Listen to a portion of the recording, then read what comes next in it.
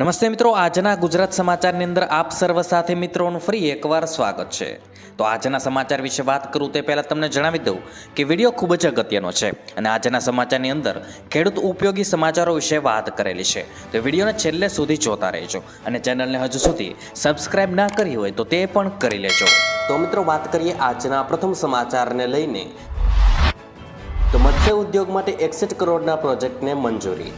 મિત્રો, પ્રધાનમંત્રી મત્સ્ય સંપદા યોજના અંતર્ગત ગુજરાતમાં વર્ષ 2022 અને 23માં કુલ 286.53 કરોડના તથા વર્ષ 2023 અને 24માં કુલ 61.55 કરોડના વિવિધ ઘટકો ધરાવતા પ્રોજેક્ટ્સ માટે ભારત સરકાર તરફથી મંજૂરી આપવામાં આવી છે.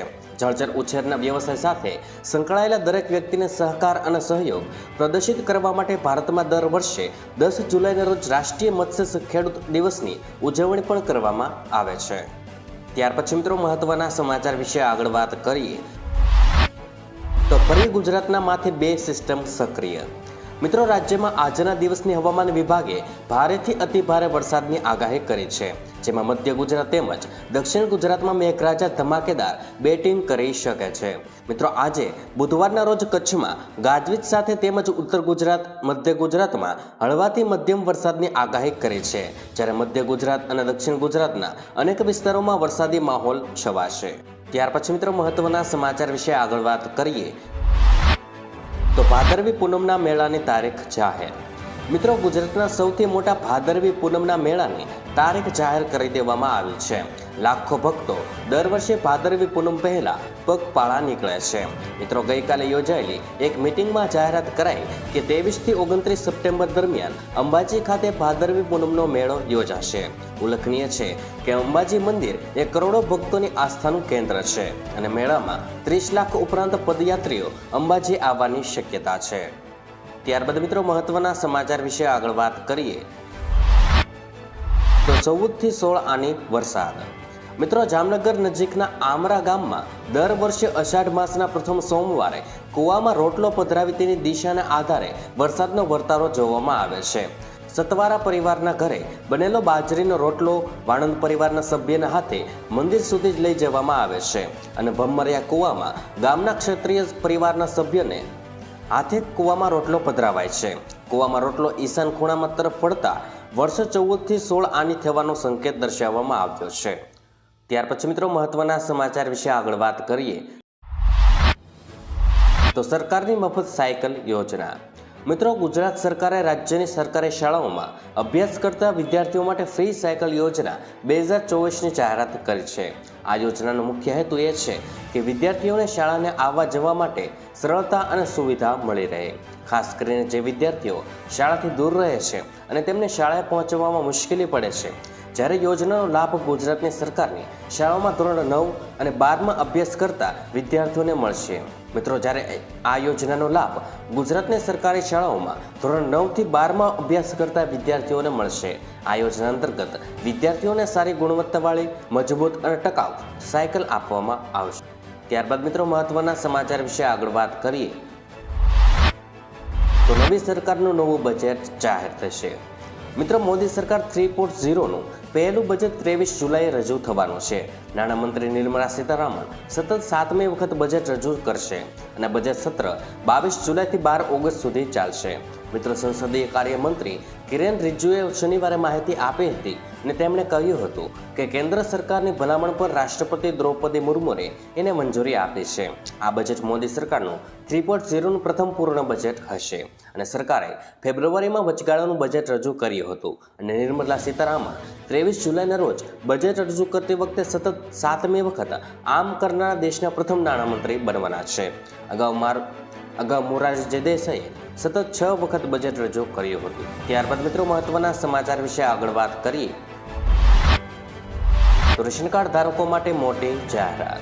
મિત્રો, તમને જણાવી દઈએ કે મફત રેશન યોજના સરકારની મહત્વાકાંક્ષી યોજનાઓમાંથી એક છે, પરંતુ યોજનામાં છેતરપિંડી પ્રકાશમાં આવી રહી છે. ઘણા લોકો એવા છે કે જેઓ કરદાતા હોવા છતાં મફત રાશન યોજનાઓનો લાભ લઈ રહ્યા છે.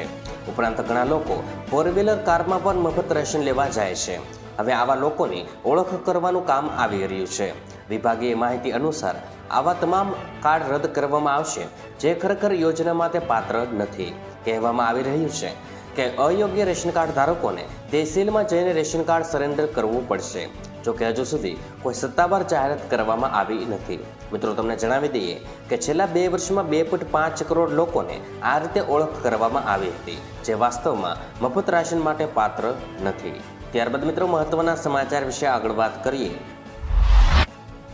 તો ડ્રાઇવિંગ લાયસન્સ અંગે મોટો નિર્ણય. મિત્રો, રાજ્યમાં લર્નિંગ લાયસન્સની પરીક્ષાના નિયમોમાં ફેરફાર કરવામાં આવ્યા છે. અગાઉ 15માંથી 11 પ્રશ્નો સાચા જવાબ આપવા પર લર્નિંગ લાયસન્સ મળતું હતું, પરંતુ હવે 15માંથી 9 પ્રશ્નો સાચા જવાબ આપનારને લર્નિંગ લાયસન્સ મળી જશે.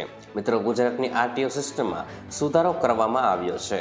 ત્યાર પછી મિત્રો આજની હવામાન આગાહી વિશે વાત કરીએ તો ફ્રી સિલાઈ મશીન યોજના. મિત્રો, દેશમાં કેન્દ્ર સરકાર દ્વારા મહિલાઓને સશક્ત કરવા માટે તેમજ તેમને ઘરે કામ કરવા માટે પ્રોત્સાહિત કરવા માટે મફત સિલાઈ મશીન યોજના શરૂ કરવામાં આવી છે. આ યોજના હેઠળ દરેક રાજ્યમાં મજૂર પરિવારોને 50,000થી વધુ મહિલાઓને મફત સિલાઈ મશીન આપવામાં આવે છે.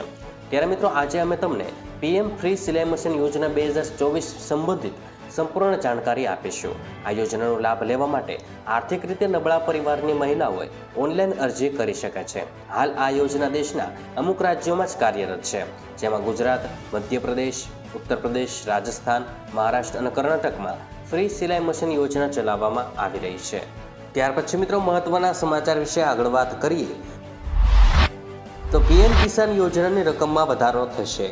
મિત્રો, બજેટ પહેલા ખેડૂતો માટે મોટા સમાચાર સામે આવ્યા છે. પીએમ કિસાન યોજનામાં રકમ વધારો થઈ શકે છે. ઘણા મીડિયા રિપોર્ટ્સ અનુસાર સરકાર પીએમ કિસાન યોજનાને 6,000 રૂપિયાથી વધારીને 8,000ની સહાય કરી શકે છે. ઉલ્લેખનીય છે કે હાલમાં કેન્દ્ર સરકાર દ્વારા ખેડૂતોને 2,000 રૂપિયાના 3 હપ્તા આપવામાં આવે છે.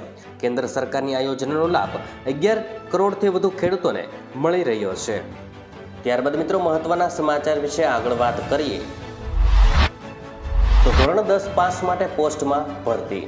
મિત્રો, તમે સરકારી નોકરી મેળવવા ઈચ્છતા હોય તો તમારા માટે પોસ્ટ વિભાગ તરફથી સારા સમાચાર છે. પોસ્ટ વિભાગમાં ગ્રામીણ પોસ્ટ સેવકની 30,000 જેટલી જગ્યાઓની ભરતી બહાર પડી છે. ઓનલાઈન અરજીની પ્રક્રિયા 15 જુલાઈથી શરૂ થવાની છે અને ગ્રામીણ પોસ્ટ સેવકની ભરતી ધોરણ 10ના મેરિટ આધારે થશે. અરજી ફી 100 રૂપિયા છે અને વધુ વિગતો તમે ઓફિશિયલ વેબસાઇટ indiapost.gov.in પર તપાસી શકો છો. ત્યાર પછી મિત્રો આજની હવામાન આગાહી વિશે વાત કરીએ. રાજ્યમાં આગામી 24 કલાકમાં સમગ્ર ગુજરાતમાં મધ્યમથી ભારે વરસાદની આગાહી હવામાન નિષ્ણાત અંબાલાલ પટેલ દ્વારા કરવામાં આવી છે. ઉત્તર મધ્ય ગુજરાતના અનેક વિસ્તારોમાં આગામી 24 કલાકમાં વરસાદની આગાહી કરવામાં આવી છે. સૌરાષ્ટ્રના કેટલાક ભાગોમાં પણ વરસાદની આગાહી કરવામાં આવી છે. મિત્રો, ભાવનગર, બોટાદ અને અમરેલીમાં આવનાર 24 કલાકમાં વરસાદની આગાહી છે અને રાજ્યમાં 17થી 24 જુલાઈ દરમિયાન રાજ્યમાં ભારે વરસાદની આગાહી છે. સૌરાષ્ટ્ર અને મધ્ય ગુજરાતમાં અતિ ભારે વરસાદ વરસવાની શક્યતા છે. ઉત્તર ગુજરાતના અરવલ્લી અને સાબરકાંઠાના અતિ ભારે વરસાદની આગાહી કરવામાં આવી છે. તેમજ 17થી 24 જુલાઈ વચ્ચે દક્ષિણ ગુજરાતમાં જિલ્લાઓમાં પૂરની સ્થિતિ જોવા મળી શકે છે. તેમજ મિત્રો પવનની ગતિ 30 કિલોમીટર પ્રતિ કલાકની ઝડપે હોઈ શકે છે તેમજ 50 કિલોમીટર પ્રતિ કલાકની રહેશે. 17થી 24 જુલાઈ દરમિયાન રાજ્યના કેટલાક વિસ્તારોમાં પૂરની પરિસ્થિતિ સર્જાઈ શકે છે. આહવા, ડાંગ અને વલસાડમાં પૂરની સ્થિતિ સર્જાઈ શકે છે. ત્યારબાદ મિત્રો મહત્વના સમાચાર વિશે આગળ વાત કરીએ તો ભારતીય નૌકાદળે વેકેન્સી જાહેર કરી. મિત્રો, ભારતીય નૌકાદળે અગ્નિવીર યોજના હેઠળ એમઆર સંગીતકારની જગ્યાઓ માટે ભરતી બહાર પાડી છે. રસ ધરાવતા અને લાયક ઉમેદવારો આ પોસ્ટ માટે 1 જુલાઈથી અધિકૃત વેબસાઇટ એટલે કે indiannavy.gov.in પર અરજી કરી શકે છે. અરજી કરવાની છેલ્લી તારીખ 11 જુલાઈ 2024 છે અને આ ભરતી માટે અરજી કરનાર ઉમેદવારોને પરીક્ષામાં મેળવેલા ગુણના આધારે પ્રથમ તબક્કા માટે પસંદ કરવામાં આવશે. ત્યારબાદ મિત્રો મહત્વના સમાચાર વિશે આગળ વાત કરીએ તો ખાતર ખરીદવા માટે 15,000 રૂપિયાની સહાય. મિત્રો, ભારતના પ્રધાનમંત્રી શ્રી નરેન્દ્ર મોદીજી દ્વારા ખેડૂતોના કલ્યાણ માટે ઘણી યોજનાઓ બહાર પાડે છે. ખેડૂતોને સીધો લાભ મળે તે હેતુથી પ્રધાનમંત્રી કિસાન યોજના વગેરે બહાર પાડેલી છે. ગુજરાત રાજ્ય સરકાર દ્વારા પણ અનેક યોજનાઓ ઓનલાઈન મૂકવામાં આવેલ છે. આજે ખેડૂતો માટેના આર્ટિકલની વાત કરીશું મિત્રો, જેમાં ખેતરોમાં વિવિધ તાપમાન વાવેતર કરવાનું હોય છે. પાકને પોતાના વિકાસ માટે અલગ અલગ પ્રકારના પોષક તત્વોની જરૂર રહે છે. ખેડૂત લાભાર્થીઓએ આ ખેડૂત પોર્ટલ પરથી ઓનલાઈન એપ્લિકેશન કરવાની છે અને બાગાયતી વિભાગ દ્વારા આ યોજનાનો લાભ આપવામાં આવ્યો છે. મિત્રો, સામાન્ય ખેડૂત માટે ખર્ચના 50% મુજબ વધુમાં વધુ ₹10,000 હેક્ટર સહાય મળવા પાત્ર થશે અને ખેડૂતોને વધુમાં વધુ 1 હેક્ટરની મર્યાદામાં સહાય મળવા પાત્ર થવાની છે.